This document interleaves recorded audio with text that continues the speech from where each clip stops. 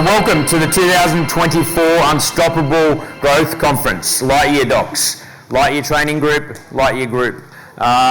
It's fantastic to see so many people here, given that our industry has obviously hit 15th of May deadlines. I know there was a lot of pushback in relation to timing, but we all face deadlines regardless of when they are. So well done to everyone for getting here. So I think it's important that we recognise that this conference is about ensuring that you build that capability and capacity to meet deadlines such as 15th of May and move forward and everything. So thank you and welcome everyone.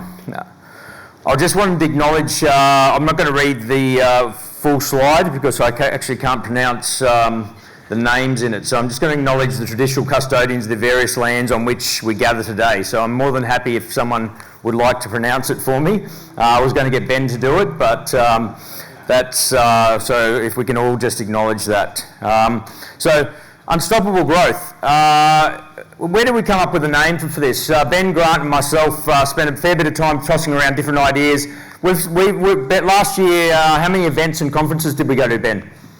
We did 65 events last year. Across the country, which is pretty damn crazy, but what it allowed us to do was just see what was getting done out in the industry and what we wanted to actually change, or do, shouldn't say change, do a little bit different. So hence why we come up with the Growth Conference. So what is growth? You know, growth can be growing your business, it can be growing personally. Growth could be in terms of growing your client book if you want to grow your client book. It might just be in relation to retaining existing clients or actually cleaning out your client book. It can be personal growth, so health and wellness. And we've got some great speakers today which will talk about how their journey and how they got to where they are today and how important that health and wellness piece is in relation to that. So I've got a couple of definitions there. So unstoppable, impossible to stop or prevent. And we had playing at the start Sia's song Unstoppable, and it talks about a Porsche with no brakes. And that's effectively what becoming unstoppable relates to. So growth is increasing economic activity or value. As I said, you can increase the value of your practice if you want to. You can increase the value of your clients' businesses. You can just the process of developing physically, mentally, or spiritually. So that's about yourself. So I'll talk later today in relation to which some of the group have heard about an event that happened to me last year, which will lead into some big strategies that Grant's going to talk about today as well. Grant, for everyone watching live, we've got about 300 people live today, which is fantastic. Over 100 in here today as well. Grant's manning the live chat, so jump on. You've got the guru of SMSF, the guru of strategy, manning the chat. There couldn't be anyone better on there, so make sure you fire some great questions. We've got a great panel today.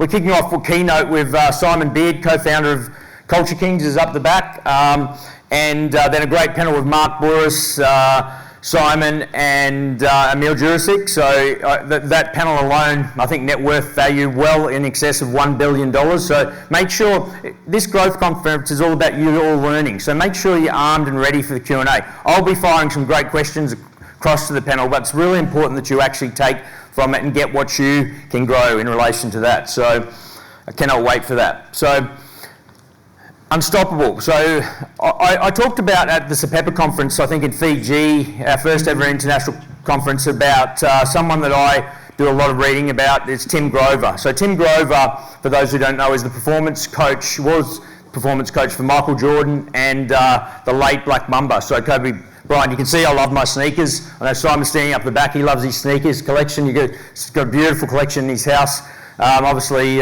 from the Culture Kings background and everything. So Tim Grover talks about in his book From Relentless to Unstoppable, so which once again Unstoppable Growth Conference, he talks about sweating the 1% and about obsession. So what you'll learn today from people like Simon and Mark, Emil, and we've got Andrew Inwood from Core Data, is about obsession and being obsessed and sweating the details. So, and also in relation to routine, I'll talk about routine, and how important routine is in your life in relation to building that out. So Tim Grover talks about in his book, in particular, about the Black Mamba, and he talks about sweating the detail in relation to every 1%. So Kobe used to make sure that everything was perfect on game day. So he would have his tickets for his family and his friends and his VIPs. He'd have his uniform laid out. He would actually get Tim Grover to go around the court, and I talked about this in Fiji, and Tim would actually go around and actually stomp and find the weak spots on the basketball court. And he did that so that Kobe could push the defence there. So that's all about the 1%ers. So it's really important in your business and in your personal life that you really, a lot of people don't concentrate on those 1%ers. They think they don't matter. They actually do add. That every single 1% adds up over and over and over in time. So the panel will also talk to us about some of the things we're facing out in the environment at the moment, such as AI and changes in that and how it may impact our industry and our clients' industries. I sat on a lunch and learn with One Life Club last week in relation to AI, and I took some amazing things away, especially in relation to our LightYear team and what we can do in the customer support space. So really amazing what we can do. And I've been speaking to Ben in relation to outbound calling, in relation to AI. I've been playing around with some of that. It is here and it is next level, and the stuff that you can do from an outbound calling position leading into inbound calling for sales. Sorry, Ben, they're coming at you. I don't care. So you've got to be ready. So an introduction for those who don't know me. Who am I? I am an entrepreneur and innovator at the foremost. And in addition to that, I sit as Group CEO of LightYear Group. So LightYear Group owns LightYear Docs, our online legal and business fintech, and LightYear Training Group. Grant obviously runs LightYear Training Group. We've got some great things to announce in relation to that. I'm a panellist on a lot of educational webinars. I'm now a panellist on Hot FM, what is it, Hot FM radio. I did a thing last Saturday in relation to property, and I'm a columnist at Proactive, and I also sit on the board of SAPEPA, so the Succession Asset Protection Estate Planning Advisors Association. If you're not part of that, I'd advise you do look into it, do the training, but once again, you have to become obsessed. We've got Dina sitting here on the VIP tables, and I can tell you, if there's anyone in SAPEPA who's more obsessed than her, please tell me. Please put your hand up. So we've got Superman sitting at the table as well. Paul's brought his cape from the Xerocon. He told me last night, he's just showing to me in his bag, so we may see an appearance from him as well. So just in relation to growth, I thought I'd just talk about my role and what I focus on, just because this might give you a bit of context in relation to your thinking and what you did. So as a CEO, I concentrate on three main things. One, obviously, is strategy. So it's a strategy for our group. So I sit across CEO on, obviously, LightYear, our outsourced business, We Love Group, where accounting firms and their clients outsource to us, and also our accounting firm, Naked Accounting, which was the 2023 accounting firm of the year, which was fantastic. I've just become a finalist as the Thought Leader of the Year, so which I'm quite proud of. And one of our team members is Rising Star of the Year, so for the 2024 awards. So fingers crossed we get through that. So the two other big areas are our amplification and marketing. Marketing is so important to me. We have booked into we've got our marketing team here, but every Friday we spend at least an hour or 2 hours doing content.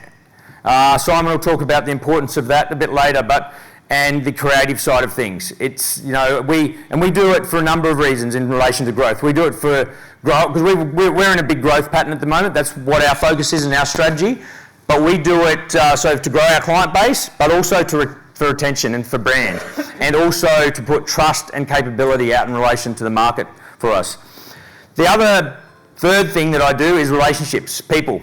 People, and I'm sure everyone will confirm this, people are hard work. I spend most of my day dealing with people matters.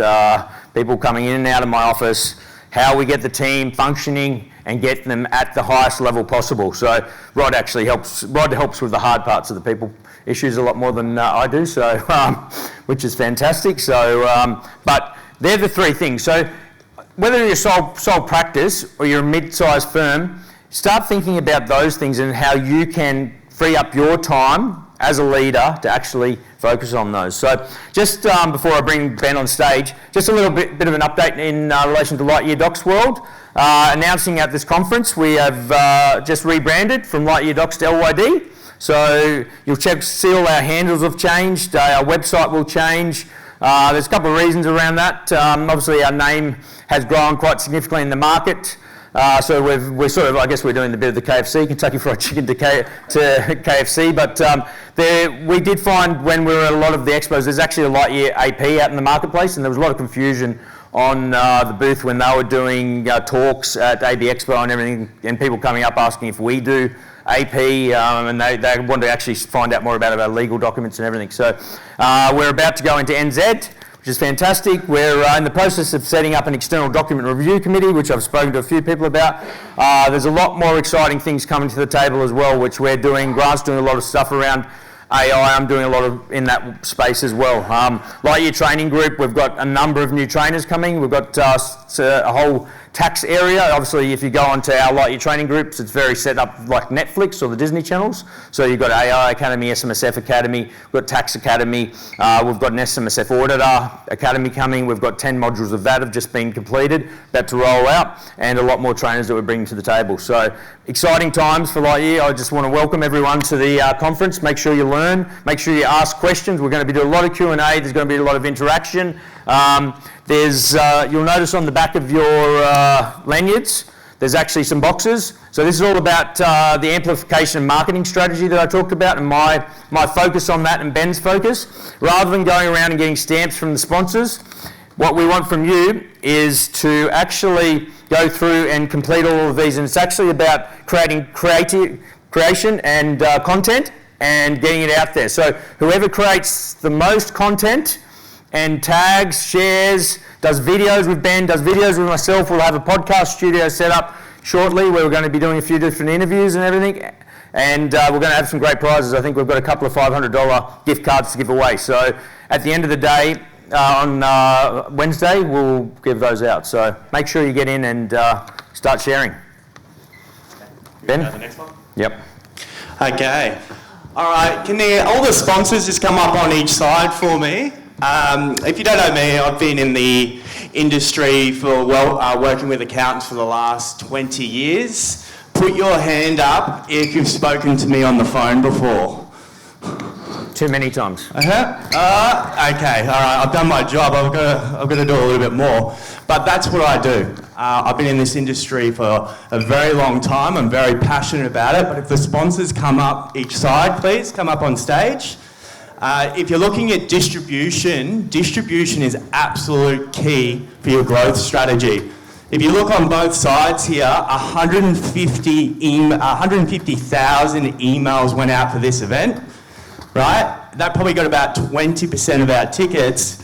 We had to go old school sales and marketing. We actually did door knocking with flyers on the Gold Coast, and that went up 70%. So I don't know, we're going to start selling curtain hangers for showers soon. But can everyone please thank the sponsors? It's a big growth strategy for you at this event. Speak to them, review your app stack, because if you're looking into sales and marketing and you don't have the capacity, this is what your app stacks are here to do, to free up your capacity, save you time. There's a lot of ones that are about growth. There's a lot of new ones in here, but make sure you see them, go speak to them. But this event would not have been done without them, but can everyone thank the sponsors?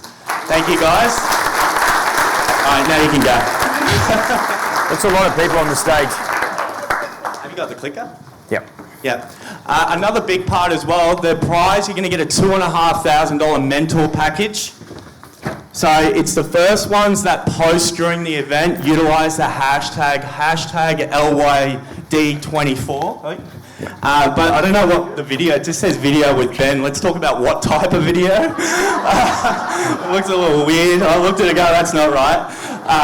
So we're doing testimonial videos, but if you want me to do a video of your business, it's called an elevator pitch. Make sure you come see us at the stand. We'll show you how to do small clippets. But you'll see Simon Beard, his one on his hashtag on Instagram. Make sure you go and follow him. He does short videos all the time. It's clickbait. You need to get this out to your clients. That's what your distribution is. And the other biggest distribution key I can give you, every single team member in your business has got to like, share, and comment.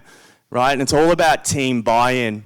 Make sure you send the link as well with the code, free growth, for all your team to join us online to help with team buy-in in these sessions. But Mick, do you just want to go to the next slide, I believe? Where's that workbook, guys? I believe on page 24. If you can go to page 24 for me, you would see there's something called the Road to Success tool. Ben, you've got the clicker. I'll go over to you. Yeah. So we've got the Road to Success tool. This is an example, but I've made a blank one next to it. So the strategies you might hear from Simon, Andrew, Mick, or Grant, or Rod, make sure you write in the strategy, but it's showing you how to price your numbers, because all the accountants in this room, the two things that you're really bad at is selling and marketing, but you don't follow the numbers. If you're looking into sales, it's all about numbers. So there's an example on the right-hand side. The key is to fill that out. Now flick to, I think it's page 30, right? So you've got a marketing score. So the girls, so if you could fill it in, rip out that page and go to the We Love Marketing booth. They're actually going to give you a scorecard of your website. Now, accountants, the first thing I do is go to your website, I go to your socials, and it is shocking. It is so bad. So we're going to give you a scorecard for your business and show you how you can do mass distribution on these strategies. But a big part of your growth, get your numbers right, know where you're at with your marketing so we can implement new strategies for your business. Okay? All right, Mick, we've got to get going. Are we getting Simon on now? I think we're up with Simon now. All right, guys, so make sure you fill out that. Utilise the hashtag $2,500 prize at the end. Get the photos, put it online. But would you like to introduce Simon? Guys, enjoy the event. Look forward to seeing you. I mentioned at the start, we've got a great number of speakers today. The person I'm about to introduce, I've started doing a business workshop with them called, with Simon and Emil, called One Life Club. And we started with a group of about 24. I was very, very fortunate to actually get personally invited to Simon's new house on the Gold Coast. It's an absolute spectacular. It's you wouldn't, as Simon says, you wouldn't want to leave it. It's just it's like a resort. It reminds me a lot like Hamilton Island, Hayman Island. As you go out the back, go to the pools. He's got. He'll talk about health and fitness. He's got his home gym has got a cryovac room that's I think it's cryovac, about $250,000. Steam rooms, saunas, ice baths. I thought I was going to have a mini stroke when I jumped into the ice bath, went out and put my head under. But we did a personal training session, boot camp on the tour, which we started out this morning with a boot camp, the Ben Run and a beach walk, which is really important to set your day right. So Simon's going to jump up and talk in relation to his story and his goal systems and a few other things. So let's welcome to the stage Simon Beard. Thanks for having me. It's so cool. As accountants, I have enormous respect for what you do, and I think what's so important is accountants, like some of my best mates are accountants, and hearing some of the stories from them sometimes of when you're telling them the tax bill or something, and the client's looking at you like it's like that money's going to you or something. It's pretty there can be a brutal side to it, but I just want to know of how important you guys are, because especially as an entrepreneur, I'm very much a carny and a salesman first, but I was all go in the sales and marketing, but having my right accountants to balance me out, the offense and the defense, to be able to make the right decisions was instrumental. And I just know how important it is, and it's just what I just want to give one advice is the accounts that I've dealt with through my journey, but the ones at the start felt very passive, like I was just telling them what to do. But the ones as I got bigger and better is that I felt shoulder to shoulder with them, and that we were crafting and they were pushing back on me and really making the right decision. And that was something that is so important, because us as entrepreneurs can let our egos get to our head, and especially when we're on a bit of a heater, we think everything's going to work, and I'm sure you've seen it many a time when it doesn't work and it all comes crashing down.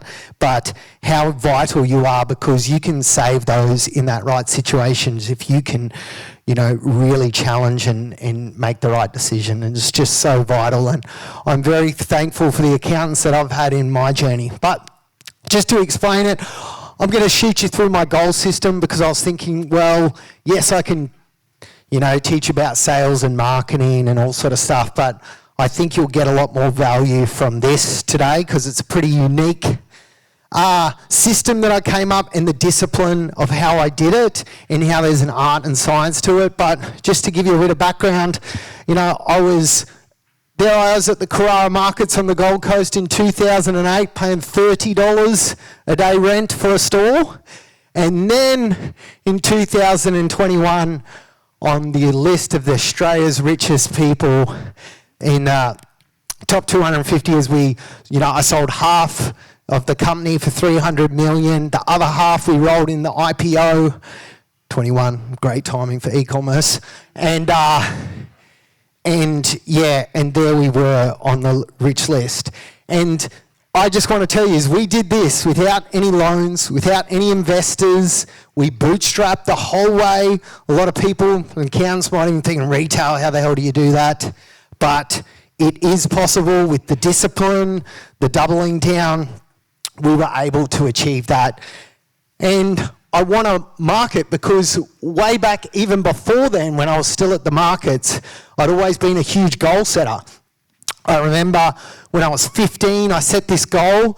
I had this guy, my next door neighbour was this guy called Big Kev, and he was this as seen on TV salesman.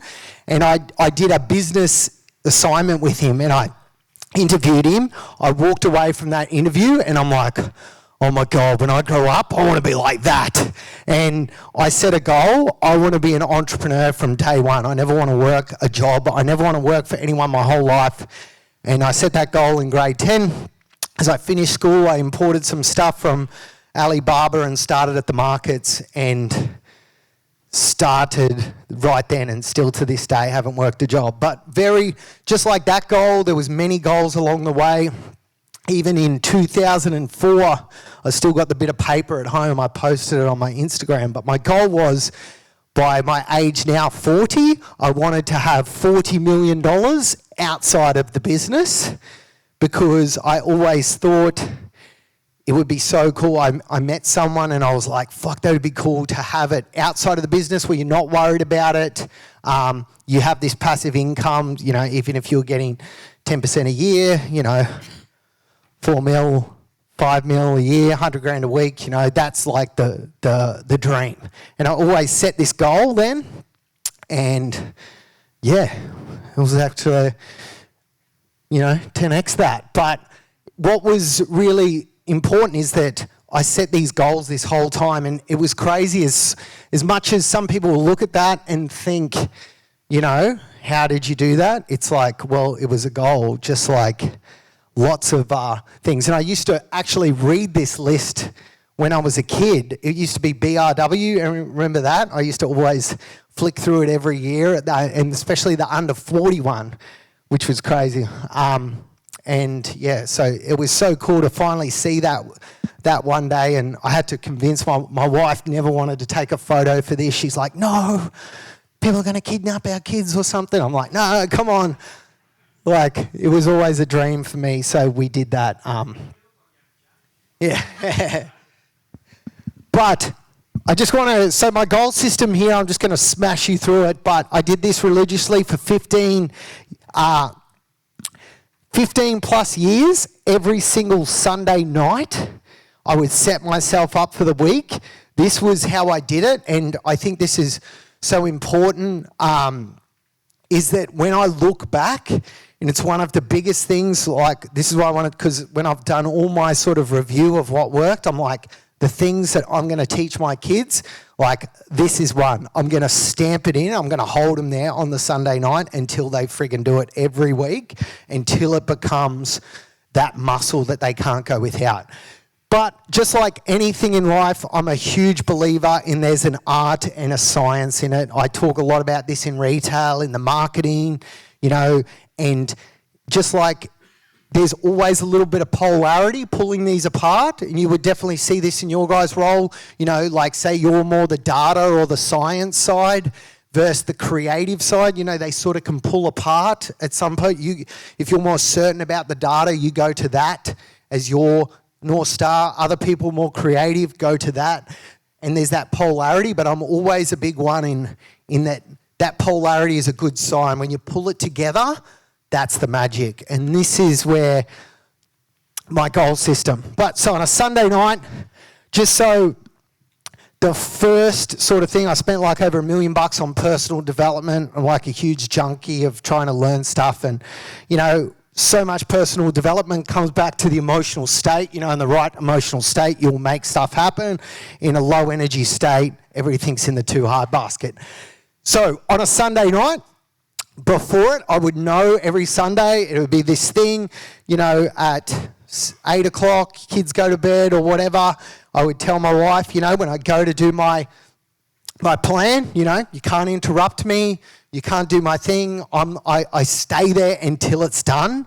I don't leave, I don't go to the toilet, I don't go get a snack. I put myself in that state. I am not leaving this desk until it's done.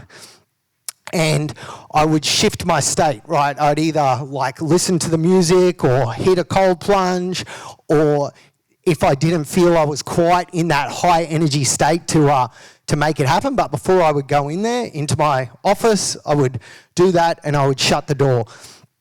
So once I'd shifted my state, I start with reflection and I look back on my previous week. What did I do well? I know it sounds easy, but do you know how fucking rare people actually do honest reflections of themselves? What didn't I do well? That meeting, I was probably a bit sharp. I was a bit rude because I just wanted to get off the phone and go to the next one. And I probably, after it, I felt like that, that sense of that employee didn't feel as important and stuff. Like you write down all these things that you did well. Oh, that time where I just gassed up that salespeople, they went off and made a huge impact. That's what's so important, is that you do this reflection. What can you improve? Really trying those times of what you didn't do well, really trying to find those nuggets of like, well, how do I shift my state before I go into that meeting? How do I do that better? What was high value and what was low value in your week? Because you realise so much of your week that if you actually honestly reflect, you see some of the things where it's like that 10 minutes was worth 100 grand. And then those 3 days there were pissed against the wall. Like that, if you actually reflect and do on it, you can improve it. And part of this is to honestly pull it back out and reflect it as honestly and evenly as possible. And I was a big one of doing this every single week. So I'd start with my reflection. Once that's done, capture, right? We all have so many ideas and so many things we can do. The biggest thing is you've got to get it out of your head. And what I would do is just sit there and dump everything onto the paper that I can. Every possible idea, every possible, marketing campaign, and I would flick back through my notes from the week, all my scrambled notes, and I'm like, oh yeah, that thing. And I would dump it and try and get everything out of my head onto the paper. Because when I would do that, it's such an amazing sense of like, you like when you empty it, it just feels so good to just sit there and look at it all on the bit of paper. But I would do this every week. Then the next one, simply I would go through my capture list, which I would dump onto an actual A3 piece of paper and try and keep it on one page if I could, just write smaller if I have to because I could see it all. And then I would try and chunk them. And what normally happens is that I would try and chunk them into groups, but look for what is the lead domino. What is this? If I just do this, bang, that momentum will just knock over and create so much more momentum. Because I'm sure all of you know this here as business owners, right? One of the most important things in business is momentum. You know, you learn that law at school. I think it's one of the most valuable, whatever is Newton's law. When something's in motion, things tend to stay in motion. When something's at rest, it tends to stay at rest. And how important it is, I believe, as a leader, is that you have to generate that momentum. And this is where really just strategizing and working out what is the lead domino and putting the effort on that, because so much, if you're the leader, if you can just knock that, momentum takes care of the rest. But once I've done my chunking and I've circled all my parts, I list into my weekly outcomes that I'm going to get done this week. So, of that whole capture list, a lot of it, you realise you're not going to get done, and that's fine, because you actually really segment back down to my top weekly outcomes and define it. This is the hardest part, is defining it as done. Not I'm going to do an activity. I'm not going to show up to this conference, right? What is the outcome of this conference, right? For me, my outcome, and as much as you want to define the outcome, you need to also give metrics on defining it as a success, and if you can, quality and quantity metrics. One of the biggest things I've learned is, when you hire fucking A players, the biggest thing that they do is in their A players report out. You don't have to wait to check in with them to see how they're going. They're reporting out, but they report out two types of metrics, quality and a quantity usually, right? They're not just like, oh, we got through so many tickets. It's like, we got through this many tickets and we had this success rate. That is such an important part, is being able to both be a quality and quantity part. But I would always do this for myself and define an outcome. So even if it was, so for today, the outcome is not to just, attend this, but what can I learn? I'm going to define as an outcome. I want to be able to learn in here something that's going to be able to help me understand, streamline my business, be able to take less risk, get more outcome. I want to be able to help pass on this planning system, and hopefully one of you takes this, implements it, and then in fucking 5 years' time go, oh my God, I did my fucking plan every week, and look at this outcome, and look at this that came from it. That would feel freaking amazing to me, and that would feel euphoric that, passing on and someone runs with it. But as well, like, quality-wise is, we were talking about the socials and stuff before. I started my socials account because this whole thing now as the founder, so powerful on ads. I'm a big one on advertising, but founder run ads are so powerful and just cut through all the noise. But I truly believe the personal brand stuff, in this going to be a flood of AI, people don't trust a brand across socials. But I've always had this theory, is that, and this is why I started mine, is like, I remember when I first started selling e-com, I modelled off Net-a-Porter, was this huge one that blew up women's fashion online. And their big breakthrough was like, they sold $5,000 dresses online, and everyone thought there's no way people are going to buy a $5,000 dress online, at the start. And then it just kept evolving, to now on Instagram, people would buy a $300,000 car or a $10 million house on Instagram. And I was always like, what will actually, I don't think this trend's going anywhere, and we'll keep going. And I believe in the future, is going through the deal, I sold to private equity, and I learnt a lot about private equity in the way. I'm like, oh my God, this would be so fun, buying companies, working our way to add value. And I was like, I'm going to create my own private equity firm, and I'm going to be able to roll up e-com ones, pull all these levers, gas them, sell them at a multiple. that's what I would love to do in the future. That would be so fun. And this is where I thought, well, if I build my personal brand, I get founders and stuff follow me. I get potential people that want to invest, and I just give value. They understand. Like, this is the thing. If someone consumes like 40 hours of your content, it's like they know you. It's like they know you more than, you don't spend 40 hours really with your mates. And this is the thing, is that in years' time, I believe that, this is my theory, that I'll be able to do a swipe up and go, hey, founders, do you want to sell your business? I'm the perfect partner that will help scale. The next swipe up will say, hey, do you want talent? I've got these positions available on my team, and people are coming in pre-trained basically because they've watched all my stuff and consumed it. And then the third site, hey, do you want to invest in my new fund that I'm raising? And then, you know, could raise tens of millions of dollars through a swipe up, get businesses on the front end and be the whole platform all through social. It's a big theory, but that's why I'm sort of doing it, because it's just going to continue. But anyway, what I'm bringing this back to is that you need to have success metrics and define it as the outcome of what you're going to achieve, not just a number, and as much as you can. And this is where it defies to the next part, is when I would define my outcome, this is where I would hit the magic. And this is a bit of art, right?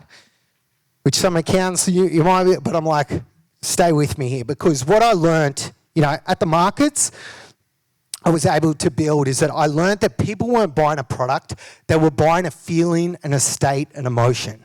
And I learned this simple fact, is that everyone else would sit down there at the markets and hope people would walk up and buy shit. And I was like, I'm not going to wait for that. I'm going to put on a freaking show. And I built this cage behind my, this curtain behind my thing. I'd jump up and down. I'd listen to Jay-Z. I'd get myself in a state. I'd come out from the curtain. I'd smack the bench and go, ladies and gentlemen, the world's smallest digital camera. And I'd spruik to absolutely no one, right? But what do you reckon people did at the markets? Like, hey, Marge, what's that guy going on about down there? Let's go have a look. And next minute, I had a crowd. And I learnt this most valuable skill in sales. So important for you and your clients. When two people meet, as long as there's rapport, a feeling of commonality, whoever has more certainty influences the other person. And so I would get them, I'd get them joking, I'd get them playing with the camera, and then I would say, look, I don't want anyone to miss out. If you all just form an orderly line and get your $50 out, and you know what people did? They got in the line and they got their $50 out. And it was bang, bang, bang, bang, bang. 20 cameras, $1,000 in one spiel. And it was like my biggest epiphany was that, fuck, people weren't buying the camera. They were buying this feeling, this emotion that I could generate myself and then just link it to the product. And it was my whole thing, is that everyone would sit there, hope someone would walk up, and I could generate it. And this skill carried the whole way in Culture King's journey of how we would do the DJs or this, or, you know, and sales skills. I'm the biggest believer in this foundational skill of sales skills, because sales is just influence. I'm sure you've done it. You know, I've had over 1,000 employees, and I had some so freaking smart. And you know what? They couldn't communicate. They couldn't influence their ideas. And say we're in a board meeting or some meeting, they're saying their idea, but they're saying it in this like way. And anyway, everyone sort of stands up, anyway, see you guys next week, and leaves the meeting. And then later they're like, you think, oh my God, that was a brilliant idea, but they just weren't able to influence and land the idea. If you can't influence and change someone's behavior, like, that is the skill. That's the communication. It doesn't matter how good your fucking ideas are. They fucking die. That is one of the skills that I learnt at the markets, and I could build that skill and emotion. And this would be so powerful, not just, you know, this is how we sold the product or influenced or created our but how I would influence our team to do the job, to serve the customers, how I how I influence private equity to give me $300 fucking million. And, you know, because this is my whole thing of taking on the US. You know, I always wanted to diversify before we went to the US. Part of it because I was like, you know, it's one of the biggest risks that you have to talk with a lot of your business owner clients is when 99.9% of your wealth is in your business. It's, you know, it's not a very smart diversification. But as well, at the same time, I was like, man, I'm selling their own American shit back to them. You know, as much as I think I'm good, at one point I was like, it would be good to just take some money off the table just to let it ride. But this is the thing, is all these sales skills and influence played all the way through that. And I know if I hadn't built and trained that muscle, I would never have got this outcome. But this purpose, this why, actually in doing my plan each week was so important, because this is what generate the emotion to go take on these challenges. Because as I would define my outcome, I would then go, okay, well, why is this important to do it, right? Why? Why does it matter that if I get this outcome this week? Why can't I just go through the motions? Because what I would try and do is tap deep down into that emotional energy of like, you know, and I would write stuff about my kids, like, because how can I tell my kids, you can do anything you want, you can dream and believe, because if they could just turn around one day and look me dead in the eye and go, well, why didn't you do it, Dad? Right? And it's like, oh, fuck you, I'm going to write that shit down, you know, and that will give me energy, because I'm like, I'm not going to have that fucking moment. I'm going to be able to point to something and say, I built that shit, you know, and that was that. And when I would write this down, this purpose, this why, it would ignite energy. In that fucking energy, and this is what I would do, I would write, I would write pages of this down. And actually, sometimes I'd leave my books, my planning books at work, and I was always like, oh shit, I don't want someone to read it. They're going to think I'm fucking crazy. Like, what are you writing all this? But it was igniting the energy. It was about, and so much related back to my kids. You know, in the earlier days, it was, you know, I'm not going to lie, there was a lot of material shit in there that I wanted. I wanted the fucking Lambo. You know, I wanted the fuck you money. I wanted to do whatever I want, whenever I want, and never have to do anything. But because that do choose it, like that was all part of my purpose and why, and would give me and generate so much energy. And once I would write this purpose, I'm telling you, I would fucking take action right there. I would not leave. Sometimes I would write this purpose, and this could fuck up my Sunday nights, because I would be in this state and I'd go till like midnight, because I've just totally tapped into that fucking energy. And it's my thing is I wouldn't go to the toilet, I wouldn't get a drink, I wouldn't do anything and wouldn't, you know, phone or distracted or Slack or, you know, I would just stay in there and I would prioritize what is my task, what is my action to be able to get this done while I'm in that high energy state. I would schedule outcome focused time. So say I'm going to work on some project, I would block time in. I'm going to do this and I'm going to get this outcome in this 1 hour or this 2 hours. I would initiate communication, so everyone in my team would be like, fuck, Simon's Sunday night fucking emails, right? Because there'd just be this flurry of them, of like, we need this meeting for this thing, we did this, you know, igniting this project, this follow-up. There would just be this following to initiate and book in those meetings and create that momentum every Sunday night. And because when I was in that state, the emotional state of taking the fucking action, that was so powerful, and that would give me this momentum that coming in on a Monday, I was so clear of what I was going to get done this week. I'd already triggered off all the emails and the action and momentum, and that ball was already rolling, and I could continue that momentum. And I'd been able to summarize, I'd be able to work out what was the most important. I spent that time, and this was so vital. And I can tell you even more so how much this worked, because one of the things, right, so we IPO, we got the fucking 300 million, you know, yes, we're on the New York Stock Exchange, we opened the Vegas store, and see that Vegas store was a big thing in my goals, like on my purpose, and, you know, because I wanted, and it was, you know, we spent 14 million on the fit out. It's in Caesars Palace, Las Vegas. It's the highest grossing per square meter mall in America, right? And can you believe it? They fucking leased it to me, the biggest shop in there. Unbelievable. I don't know how I pulled that off. And that was with Simon Properties. Like, he's the biggest commercial landlord in America, and I did the deal directly with him. Anyway, and it was all that sales skills influence, I'm telling you. That was the whole way. But so once I did that and we got the deal, and, you know, Tani, my wife, was huge in the operations and stuff of the store. She was, 7 months pregnant with our fourth child, you know, there, like carrying boxes, doing all the thing. And we pulled off to Vegas. I went over there, trained all the staff. We ignited it, queued out the door, and it was amazing. And once we came back and we pulled off that US and we had the baby and the sort of thing, it was like, I remember of doing this RPM plan. I'm like, I don't need to do it on Sunday night anymore. I'll just do it on Monday. And it's like, holy shit, the difference is that I didn't have that momentum on the Monday. And then, oh shit, I got stuck in this meeting. I hadn't done it yet. I did it later. And in my purpose wasn't as igniting as before, because I wasn't sort of the underdog. It wasn't like, I've already got the 3 fucking Lambos or the thing. There wasn't a car or a thing or something that I was like chasing or wanting.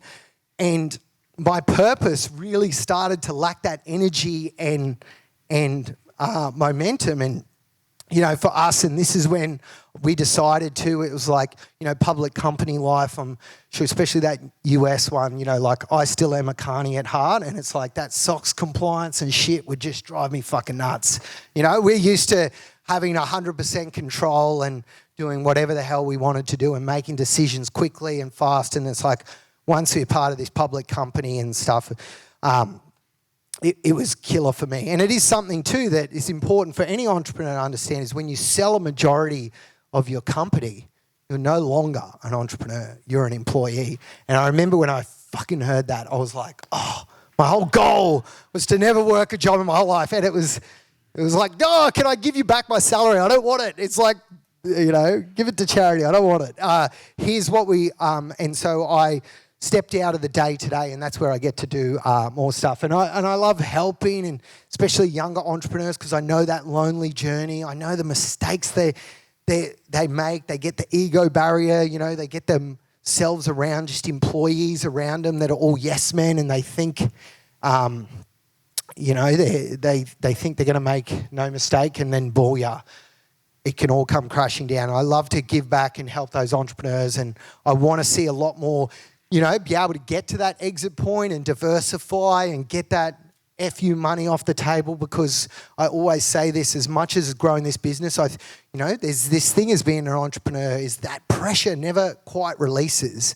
And I always thought, oh, surely when I get to like 20 million or 50 million, it will release. And then I'm like, no, it's 100, it will go. And it's like, no, it doesn't. It's fucking big. It's like your wage bill's, you know, $500,000 a week. You're freaking out. But I remember when I sold and I got that money off the table into the account. You know, I got the 300 million into my Dolomite CBA account. It was actually a real pain in the ass for the whole bank to do it and stuff, because it was just, I wanted to go get the ATM receipt, because you know, that feeling of going to the ATM going, oh, get the 20 bucks out. I just wanted to get the one with the 300 on it. But anyway, but I remember that night I never slept better. And it was that feeling, and it is this thing as an entrepreneur, is like that pressure. You sort of can never tell your employees in that too. You never want them, but especially businesses, the entrepreneurs won't tell you actually how fragile they are, especially in today's world. They're even more fucking fragile, you know, this AI shit coming out every day. How many were sweating bullets that OpenAI announcement this morning? Because it's like, Sam Altman was like, it's going to feel like magic. It's like, oh, fuck, what's this going to do now?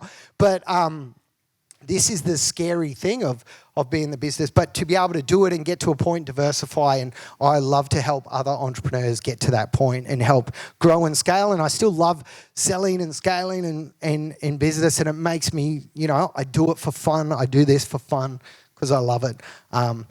But this plan, I just wanted to sort of show you through, and I would do this religiously. And I know it was hard, but it was sort of like the ice bath. Your mind would try and talk you out of it. Oh no, not today. I'll do it in the morning. No, you gotta step into it and do it. And then out the other side, the clarity, the energy, the momentum I came in on that Monday morning. I didn't walk in the office, like, Monday morning. I was like stormed through that door like shit is fucking going at 100 mile an hour. And that momentum would carry the team. And I'm telling you, how we went from markets, to 50 million EBITDA, all fucking bootstrapped the whole way. I never, ever would it have happened without religiously doing this every single Sunday night. Thank you. Oh, nice.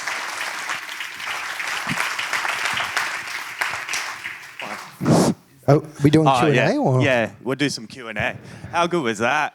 That was awesome. I found someone that can walk more than me on stage, by the way. More than Mick's like, you can't stand still. I was like, perfect. We need a new stage in a minute. We've got an animal track going here. All right, guys, who's got some questions for Simon? You've got to have some question. All right, here we go. I've got a question about being a visionary, because you're clearly a visionary. So you're running a team. How do you implement your vision and your passion into the team that you're running?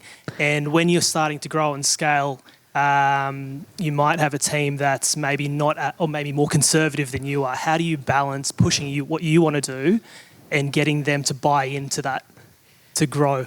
It's a great point. I think one of the things that it came back to that sales technique. It's the same way.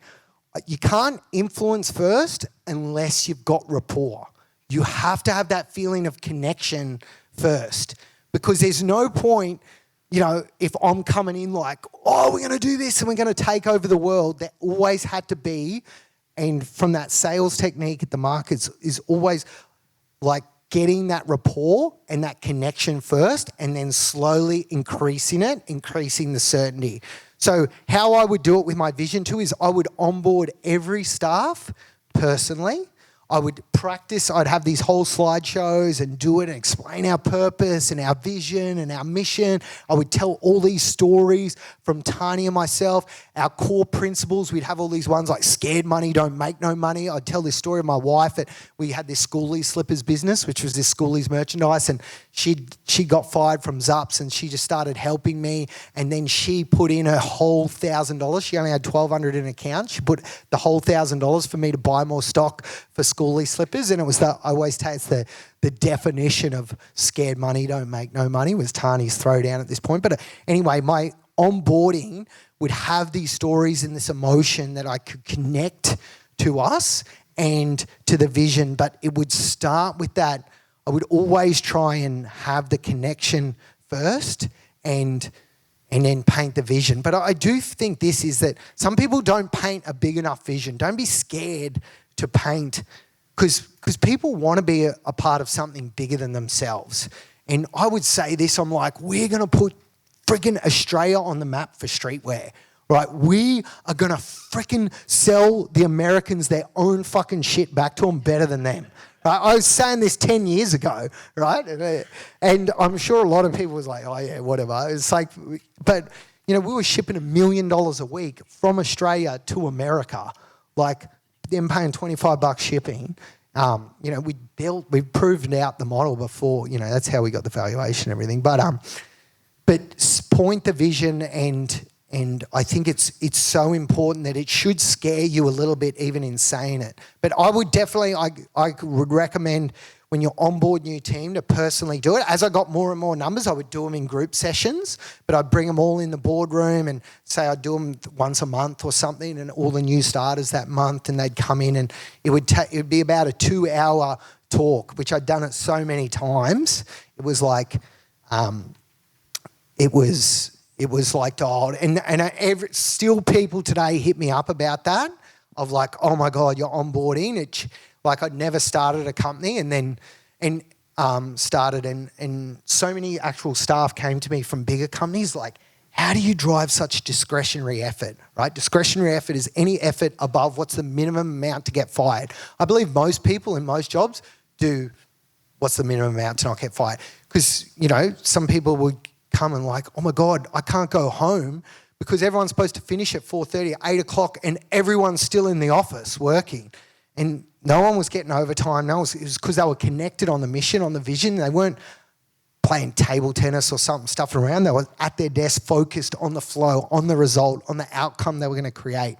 And that discretionary effort part, I always think is like, that was such a magic unlock. But I truly believe it traced right back to that onboarding and doing that right from the start and just practicing it and getting really good at that. But painting that vision, people love it. Yeah. Oh, awesome. Other question? Oh, of course. Can't have questions without Paul. You seem like a guy who's got endless ideas coming out. Yep. How do you prioritise limited time, money and people rather than starting everything and finishing nothing? Yes, this is a great question, and especially for my thing now is that the entrepreneur in me, through that journey, there was a lot of shining lights, and I just kept coming back to, no, I was building culture. This is going to be a global brand. This is the part, and I think in doing that and stepping away, I was a bit like, I was a bit like the cage part of like, oh, now I can take all this fun and invest in it. Anyway, I learned this very important lesson. You're never more prone to making a huge mistake is right after you have a really big win.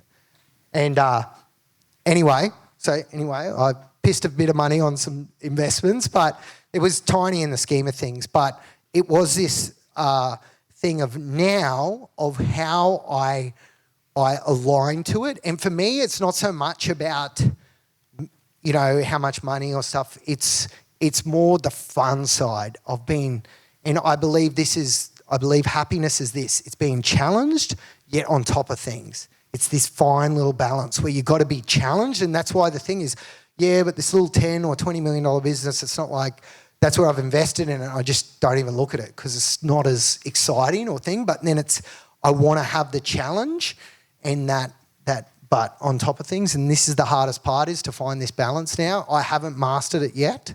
But I am working out a sort of criteria to work through it, and it is part of the thing is there's endless opportunities coming to email, and especially because I'm a sales and marketing guy, I'm like, I just love to look at the scale. But for me now, it's got to go through this criteria, but really high repeat customer, really good product, back end that's able to scale, and all they need is more gas on the fire, marketing and sales and branding, because that's my thing, and that's my sort of, I've defined as my sweet spot now. Okay, any other questions? Oh, of course. Oh, Helen. Yep.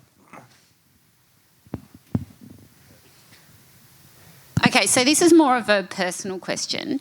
So I guess for a lot of people, as they become more successful, others tend to resent them, close to them.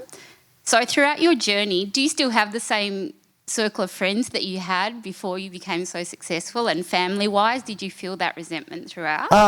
Yeah, it's a great question. So through the journey, we worked our butt off, and even only when the deal came out, because the bloody guy leaked it to the AFR, we would have not even my parents knew our company was that big. Because their people were sending it to them like, what, Culture King sold this $600 million valuation? And then even my friends like, what the fuck? And it's like, yeah, it was a bit, because I never did an interview. We were head down building it. And I thought every retail business made 20% EBITDA. Like from the markets, I was like, 10% rent, 10% wages, 10% other stuff, make 20% profit, reinvest it. And then it was like only when we went through it. But my friends have been awesome, and I do think some of those, you still have some of those moments where, I want to do stuff and it's not the thing, but I just always do it as like, I just explain to them, I fucking won the lotto, I'm paying, right? And so it's not a sort of thing, it's luck, and, and I just pay for the stuff and enjoy it, but I haven't had any sort of, things, yeah, don't get scared like thinking if you make it that big that people will turn on you, because it's I don't think it's Perfect. the case. Any other questions? Yep. Chris? You're probably one of the only people who can say that Big Kev has left an impact on them, and that's obvious with your presence. You got that daytime TV salesman vibe going on. Yeah. Yeah. And I like it. So yeah. It is actually like, I studied, because the camera that I started was an as seen on TV product, and I copied the as seen on TV sales spiel and just did it in real life. That was the whole, as I started the market. So I'm like, well, they're selling all this. I can buy it from Alibaba and just word for word basically say it, and it's going to be more impactful. And that was actually part of it. But yeah, Big Kev, and because I actually brought his stand at the markets, the thing. I studied the sales part, but it is the thing. It's just that transferring of energy, of emotion, and I would do this to my team, to everyone I could try and do an influence. I just want to ask a question. Just with a room full of people, not everyone is probably as confident. A lot of the people in this industry are more introverted, and you were saying about how ideas can be trapped because people aren't always good at communicating them. What is your best advice to all of the people here on how to be more confident and speak more about I'm more on the theory, like I sort of feel like I'm an introvert as well. I like sort of hanging out by myself as well, but I think it just comes down to fear, right? I think we're scared. And this was our purpose at Culture Kings: create magic moments for our customers, our teammates, and ourselves. And I'd say about the customers, our teammates, but the best ones for yourself is when you're scared shitless, but you do it anyway. When you speak up in that meeting and your voice cracks, but you keep going, that is a fucking magic moment. And I would celebrate that and do that. And I think this is part of the thing, is once you do it, it's just pushing through that part. Yes, it's torture. I saw that Seinfeld did that graduation speech yesterday. It was so freaking good. You should watch it if you get a chance. But he said about everything in work, life, exercise involves a period of torture. And it's just that little part, but when you push through it, on the other side, it's so good. And so it's just a muscle. Trust me, that first day at the markets, no one was more a stuttering, scared mess than me. You don't want to buy one, do you? But it was training it and doing it. And it's the thing is, I wasn't there for like a weekend. I was there for 7 years, building that muscle until I saw the gap in streetwear. I went to Pac Fair General Pants. I was sitting out the front and I was like, oh my God, that stuff in there is so easy to sell. Oh, like it would just drive me nuts. I was like, you walk in, it's like the low warmth, low confidence greeting. Hey guys, how's it going today? After anything in particular? I was just like, shaking. I was like, yeah, I could sell those Subi jeans for $400 right now. And I was just like, you know what?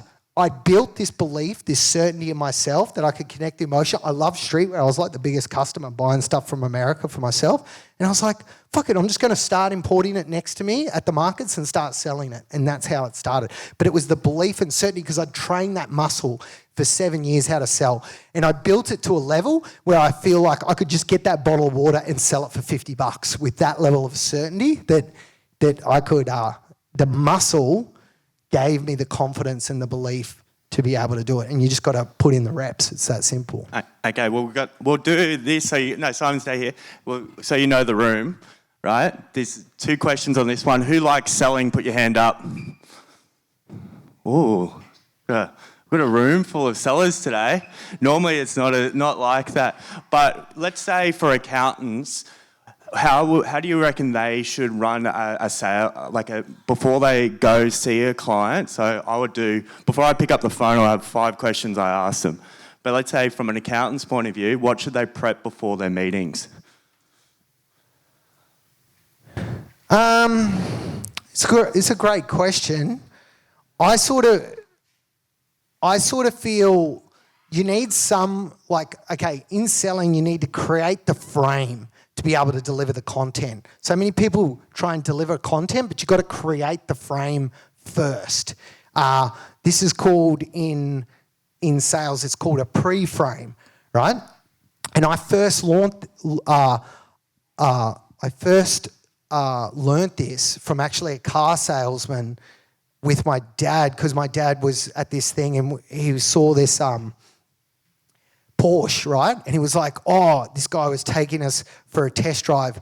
And I remember so before he got in the car, he framed it. He goes, this thing handles like it's glued to the ground. You're going to feel every bump, every crevice. It's like you are one with the road. And he created the pre-frame, so when you're driving it, you're like, oh, this is so good. You're like glued to the ground. But see, if he didn't create that pre-frame, you'd be like, this thing drives like a piece of shit. Like it's hitting every pothole and part. But because you create the frame first. And this is a huge part that we did in sales at Culture Kings. Like they're probably not as good as it now because I've left. But this is how we got one hat to $50 million, right? This A-frame hat.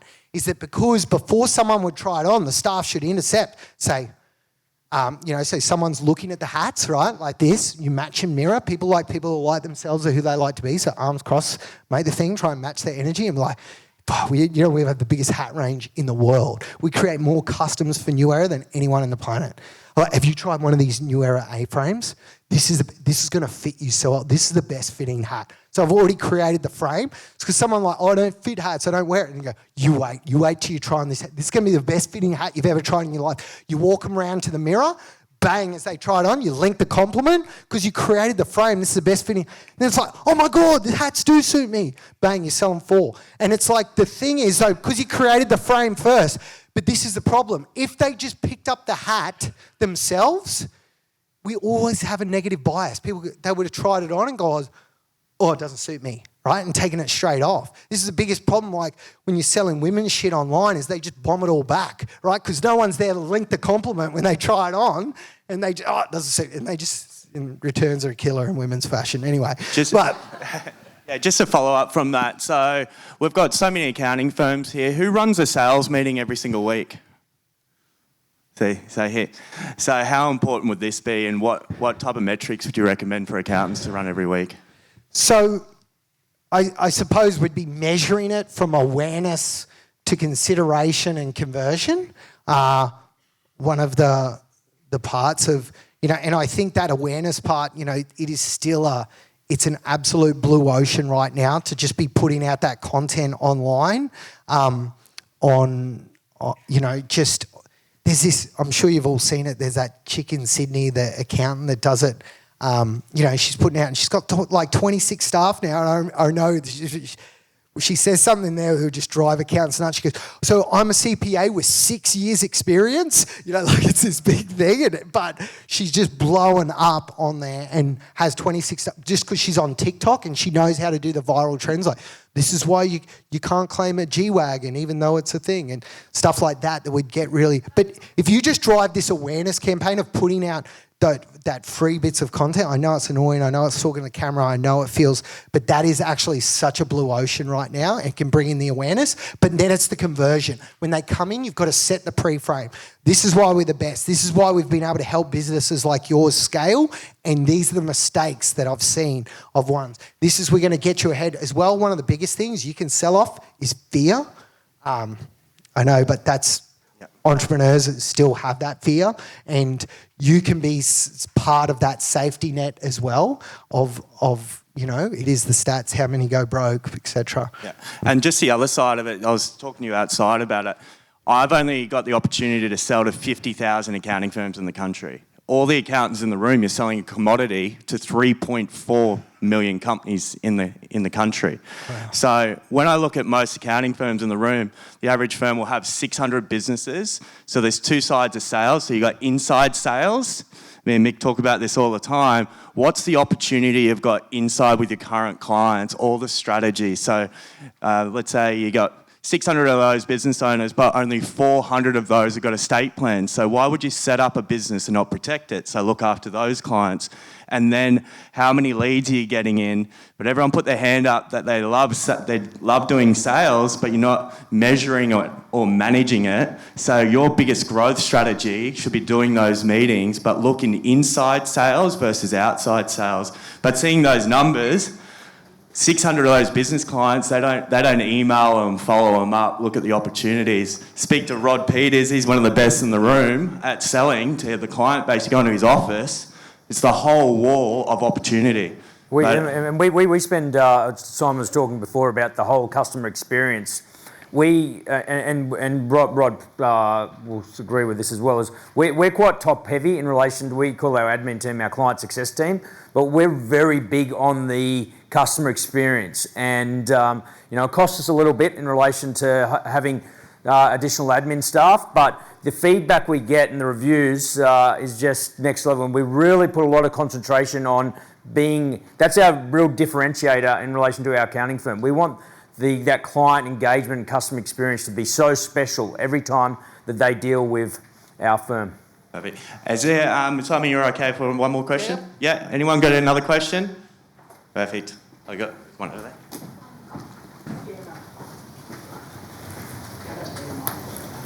Okay. Yes, you do. Generally, I don't need a mic. This is a really odd question. The bits of paper that you started creating all those years ago, how many of them have you still got?